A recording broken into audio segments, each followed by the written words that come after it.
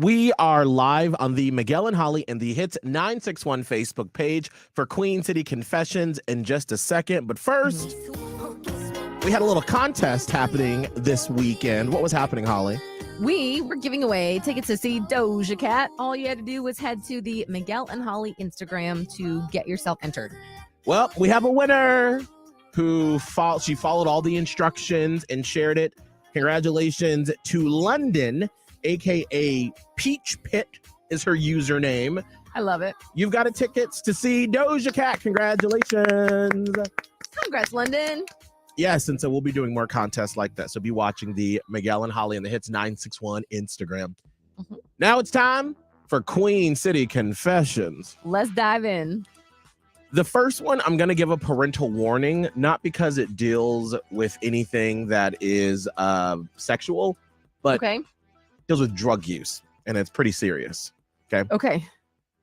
So I used to be really bad on drugs years ago. It was Molly and meth. They were my favorite drugs. I was seeing someone who wanted to do more drugs because they had lived a sheltered life. This was her way of rebelling against her parents. She said she wanted Molly, but at the time, I'd cut off ties to a lot of people that sold me Molly back then. I got her meth instead of Molly, and she never knew. I feel terrible about this, and I had to get it off my chest. What happened, though? That's what I'm curious about. Because not to split hairs, but we're going to have to split hairs because that's two very different substances. Right.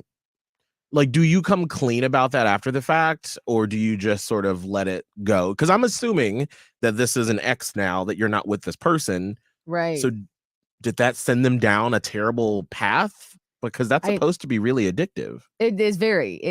All drugs can be, but that specifically meth is so harmful because you can be addicted very quickly. So I don't know. I get wanting to get it off your chest. Right. I just wonder. It seems like this person has sort of turned a corner, right? Yeah. Kind of. Yeah. Do you then sort of help the other person out by helping them? I'd be curious. Or does that information help or hurt? I don't know. Here's another confession. My husband is a personal trainer and doesn't allow any bad foods in the house. I hide cookies in my underwear drawer and eat them while sitting on the toilet. He can never take away my Oreos. Why with the panties though? maybe that's like the place that he's less likely to look. Is your panty drawer? In that drawer. Yeah, maybe that drawer is off limits, safe. Hide them in there. Wow. Okay. Well, I just can't imagine you're just sitting on the toilet, just shoving Oreos down your throat. And they're like, honey, why are you in the bathroom so long? You're like, hurry. I'm curious, what do you hide from your spouse? Is it maybe not something like scandalous, but maybe like this fan member, they're hiding Oreos in their panty drawer.